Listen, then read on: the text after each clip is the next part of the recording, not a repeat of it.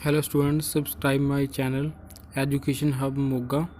YouTube में आपने जाना है, विदाउट स्पेस टाइप करना है एजुकेशन हब मोगा और बेल आइकॉन नोटिफिकेशन को ऑन कर देना है। Thank you very much.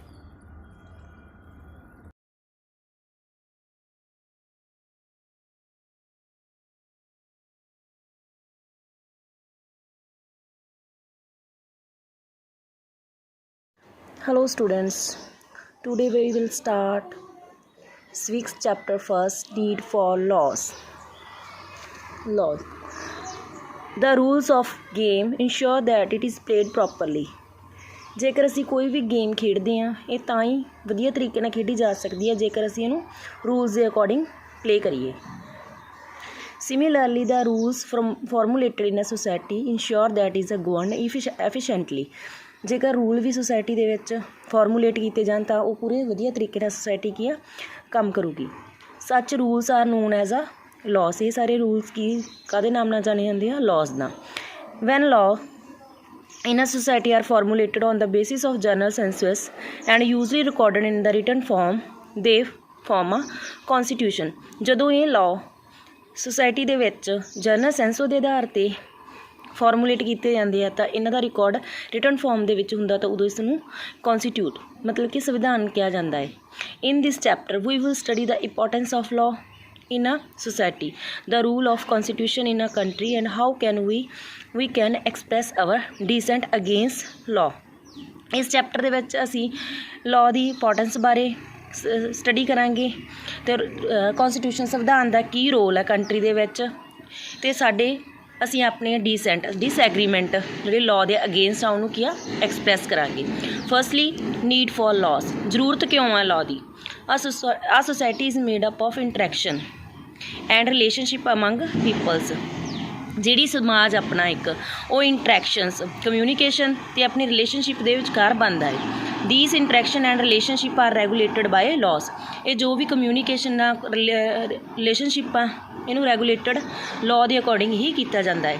In a society laws provide a course of conduct to its members. ਜਿਹੜਾ ਇਹ ਲਾਜ਼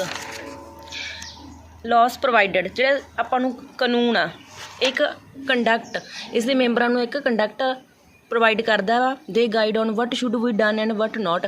ਇਹ ਸਾਨੂੰ ਇਹ ਦੱਸਦਾ ਇਹ ਗਾਈਡ ਕਰਦਾ ਕਿ ਸਾਨੂੰ ਕੀ ਕਰਨਾ ਚਾਹੀਦਾ ਹੈ ਅਤੇ ਕੀ ਨਹੀਂ ਕਰਨਾ ਚਾਹੀਦਾ।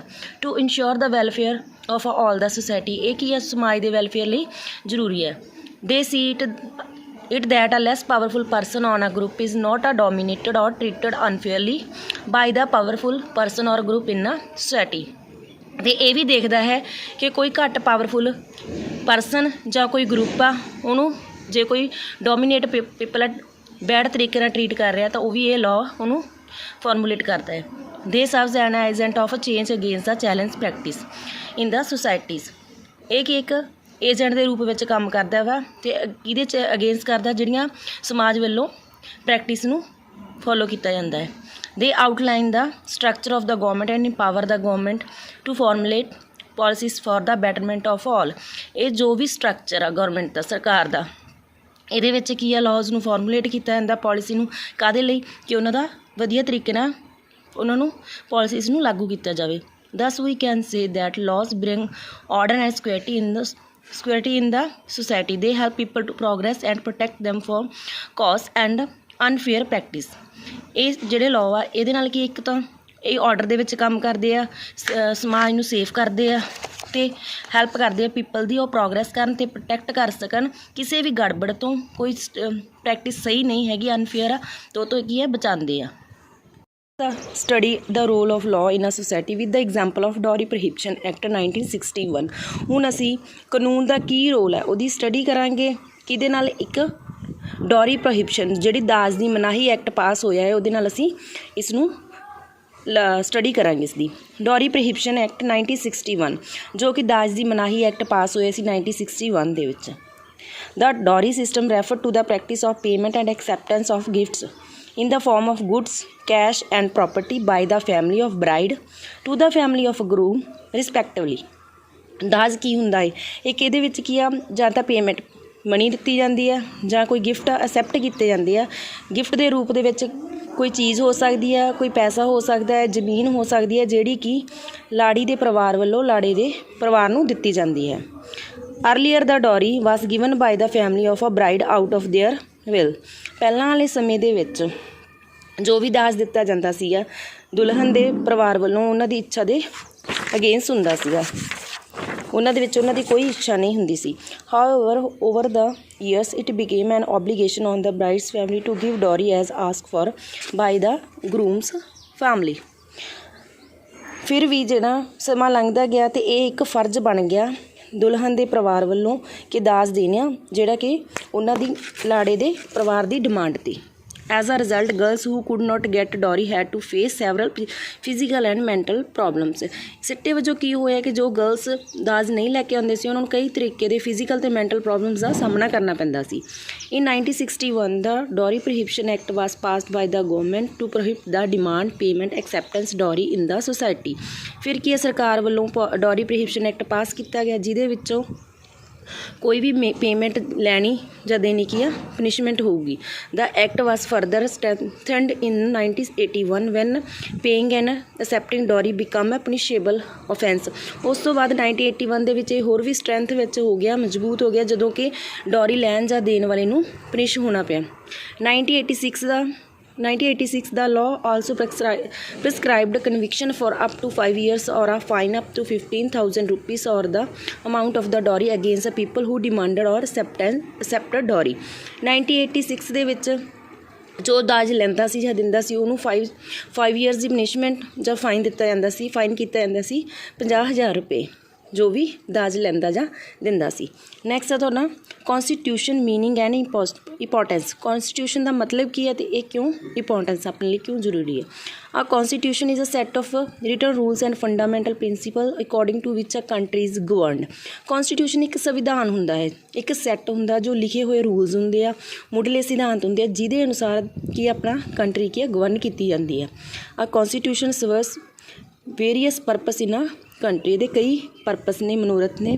It outline the laws to be followed in the country. These rules define the fundamental nature of the society. For examples, ਇਹ ਜਿਹੜੀਆਂ ਆਊਟਲਾਈਨਸ ਹੁੰਦੀਆਂ ਵਾ ਲਾਜ਼ ਦੀਆਂ ਫੋਲੋ ਕੀਤੀਆਂ ਜਾਂਦੀਆਂ ਕੰਟਰੀ ਦੁਆਰਾ, ਜਿਹੜਾ ਕੀ ਆ ਡਿਫਾਈਨ ਕਰਦਾ ਕਿ ਸੁਸਾਇਟੀ ਦਾ ਨੇਚਰ ਕੀ ਹੈ। एग्जाम्पल के तौर पर it determines weather a country should follow a particular religion और गिव इक्वल इंपोर्टेंस टू और रिलीजन इन द कंट्री। ये की है कि किसी भी कंट्री नू कोई पार्टिकुलर रिलीजन फॉलो करना चाहिए है तो की है सारे धर्मां नू ही इक्वल इंपोर्टेंस देनी चाहिए है। It establish the rules of law in the country. इस तरह की है कंट्री दे विच रूल्स नू इस्टैबलिश किया। The rule of law refers to the supremacy of the law in the country. जो रूल ऑफ लॉ आ ये की है किसी देश दे विच रूल दी लॉ दी नू सुपरमेंसी दिखाता है। दिस मीन दैट इसका मतलब ये है कि every one in the country would have equal rights protection by the law. इसका मतलब ये है कि कोई भी अपने देश दे विच उसनू इक्वल राइट्स आ प्रोटैक्शन दी जाती है कानून वालों। Also the people holding position in the government would discharge their duties according with the law. कोई भी परसन गवर्नमेंट दे विच अपनी पोजीशन होल्ड कर सकता है तो उसनू डिस्चार्ज भी किया जा सकता है उसकी ड्यूटी तो according to the law. They would also be answerable to the people in case they perform arbitrary actions. वो परसन ਜਿਹੜਾ ਪੀਪਲ ਨੂੰ ਆਨਸਰ ਦੇ ਹੋ ਸਕਦਾ ਵਾ, ਜਵਾਬ ਦੇ ਹੋ ਸਕਦਾ ਜੇਕਰ ਉਸਨੇ ਕਿਸੇ ਵੀ ਕੰਮ ਦੇ ਵਿੱਚ ਆਪਣੀ ਮਨਮਾਨੀ ਕੀਤੀ ਹੈ। ਇਟ ਲਿਗਟਿਮਿਸ ਔਰ justify the policies and action of the government. For example ਇਸ ਦੇ ਵਿੱਚ ਜੋ ਵੀ ਪੋਲਿਸੀ ਆ ਐਕਸ਼ਨ ਉਹਨਾਂ ਨੂੰ ਜਸਟੀਫਾਈ ਕੀਤਾ ਜਾਂਦਾ ਹੈ। ਐਗਜ਼ਾਮਪਲ ਦੇ ਤੌਰ 'ਤੇ the constitution of India aims at establishing equality in the society by prohibiting discrimination on the grounds of class, caste, gender, religion and place of birth। ਸੰਵਿਧਾਨ ਦੇ ਅਨੁਸਾਰ ਇਹ ਕਿ ਸਾਰਿਆਂ ਦੇ ਵਿੱਚ ਇਕੁਐਲਿਟੀ ਸਥਾਪਿਤ ਕੀਤੀ ਜਾਣੀ ਚਾਹੀਦੀ ਆ। ਭੇਦਭਾਵ ਕਰਨ ਦੀ ਮਨਾਹੀ ਸੀਗੀ, ਕਿਸੇ ਵੀ ਡਿਸਕ੍ਰਿਮੀਨੇਸ਼ਨ ਲੈ ਕੇ ਕਾਸਟ ਦੇ ਤੌਰ 'ਤੇ, ਜੈਂਡਰ ਦੇ ਤੌਰ 'ਤੇ, ਰਿਲੀਜਨ ਧਰਮ ਦੇ ਤੌਰ 'ਤੇ ਕਿਸੇ ਨਾਲ ਕੋਈ ਭੇਦਭਾਵ ਨਹੀਂ ਕੀਤਾ ਜਾਂਦਾ। In order to bring into effect the provision of the constitution of India the government pass the untouchability act 1955। ਇਸ ਸੰਵਿਧਾਨ ਦੇ ਅਨੁਸਾਰ ਫਿਰ 1955 ਦੇ ਵਿੱਚ ਅਨਟੱਚੇਬਿਲਿਟੀ ਐਕਟ ਪਾਸ ਕੀਤਾ ਗਿਆ। This act prohibited untouchability and outline punishment for the violator of law in the form of imprisonment and fine। इस एक्ट के अकॉर्डिंग जे कोई अनटचबिलिटी ਨੂੰ ਇਹਨੂੰ ਮੰਨਦਾ ਹੈ ਤਾਂ ਉਸ ਨੂੰ ਪਨਿਸ਼ਮੈਂਟ ਹੋਊਗੀ, ਇਸ ਦੀ ਉਲੰਘਣਾ ਕਰਨ ਵਾਲੇ ਵਾਇਲੇਟਰ ਕਰਨ ਵਾਲੇ ਨੂੰ ਕੈਦ ਵੀ ਹੋ ਸਕਦੀ ਹੈ ਅਤੇ ਫਾਈਨ ਵੀ ਕੀਤਾ ਜਾਵੇਗਾ। ਲॉस एंड डिसेंट्स ਕਾਨੂੰਨ ਅਤੇ disagreement. Dissent refers to having and expressing view that are different from those official accepted in a society।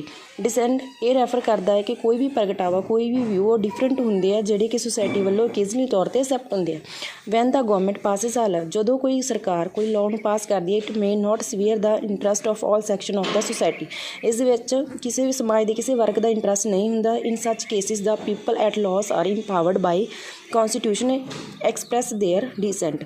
ਜੇਕਰ ਲੋਕਾਂ ਦੇ ਇੰਟਰਸਟ ਨੂੰ ਦੇਖ ਕੇ ਕੋਈ ਲਾਅ ਨਹੀਂ ਬਣਦਾ ਤਾਂ ਕੀ ਆ, ਇਸ ਵਿੱਚ ਲੋਕ ਕੀ ਸੰਵਿਧਾਨ ਅਨੁਸਾਰ ਆਪਣਾ डिसेंट ਮਤਲਬ डिसएग्रीमेंट ਨੂੰ ਐਕਸਪ੍ਰੈਸ ਕਰ ਸਕਦੇ ਆ। ਦੇ ਮੇ ਡਿਮਾਂਡਡ ਦਾ ਰਿਟਰੈਕਸ਼ਨ, ਰਿਪਲੇਸਮੈਂਟ ਔਰ amendment of the concerned law. ਤਾਂ ਉਹ ਡਿਮਾਂਡ ਕਰ ਸਕਦੇ ਆ ਉਹਨਾਂ ਦਾ ਰਿਟਰੈਕਸ਼ਨ ਕਰਨ ਲਈ, ਰੀਪਲੇਸ ਜਾਂ ਇਸ ਵਿੱਚ ਇਸ ਕਾਨੂੰਨ ਦੇ ਵਿੱਚ ਅਮੈਂਡਮੈਂਟ ਮੀਨਸ ਸੋਧ ਕਰਨ ਦੇ ਲਈ। Dissent is important in the country to bring about positive change in the society as well as in the policies and action taken by government।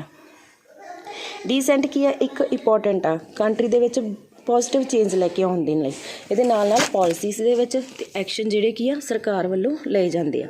However in order to ensure peace and harmony in the society, ਇਸ ਨਾਲ ਕੀ ਹੋਊਗਾ, ਸਮਾਜ ਦੇ ਵਿੱਚ ਸ਼ਾਂਤੀ ਅਤੇ harmony, ਸ਼ਾਂਤੀ ਬਣੀ ਰਹੇਗੀ। It is important for the citizen to thoroughly analyses action undertaken by the government. ਇਸ ਲਈ ਇਹ ਜ਼ਰੂਰੀ ਹੈ ਕਿ ਹਰੇਕ ਸਿਟੀਜ਼ਨ ਲਈ ਇਹ ਜੋ ਵੀ ਐਕਸ਼ਨ ਆ ਸਰਕਾਰ ਦੁਆਰਾ ਲਏ ਜਾਂਦੇ ਉਹਨਾਂ ਦਾ ਐਨਾਲਾਈਸਿਸ ਕਰਨਾ।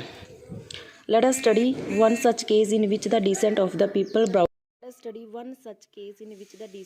people brought about an important change in the society। ਉਹ ਅਸੀਂ ਸਟੱਡੀ ਕਰੀਏ ਜਿਹਦੇ ਵਿੱਚ ਲੋਕਾਂ ਦਾ डिसएग्रीमेंट ਆ ਜਿਹੜਾ ਕਿ ਇੱਕ ਸਮਾਜ ਦੇ ਵਿੱਚ ਚੇਂਜ ਲਿਆਉਣ ਦੇ ਵਿੱਚ ਇੰਪੋਰਟੈਂਟ ਮੰਨਿਆ ਗਿਆ ਹੈ। Anti arrack movement in the early 1990s women in the Nellore district of Andhra Pradesh enrolled in the adult literacy program।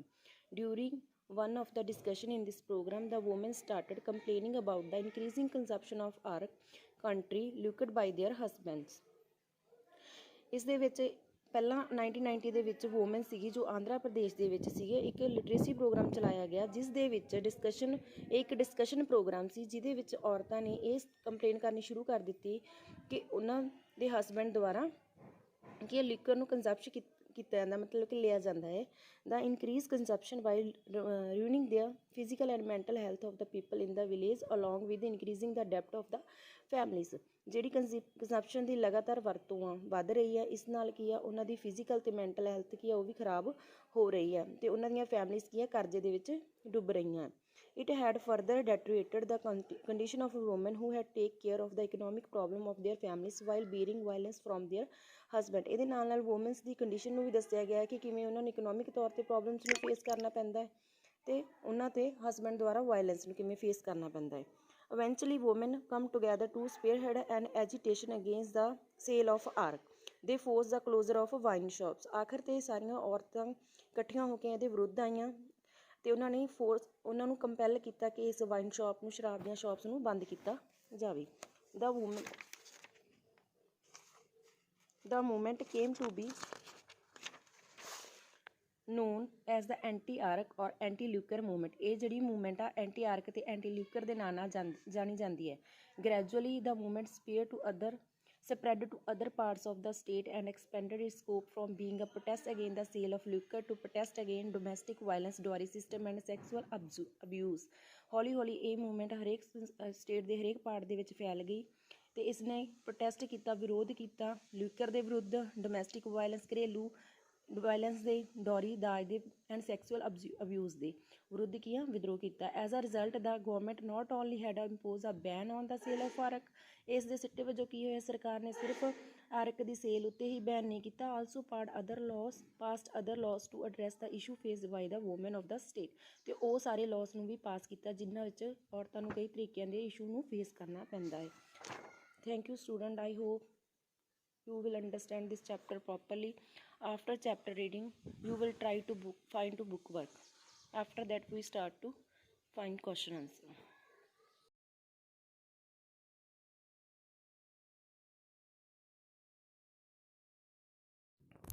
Please subscribe our channel, क्योंकि हमें इनिशिएटिव मिल सके कि बच्चे हमारी वीडियोस देख रहे हैं। Thank you very much. Subscribe our channel education hub Moga. Please subscribe our channel education hub Moga.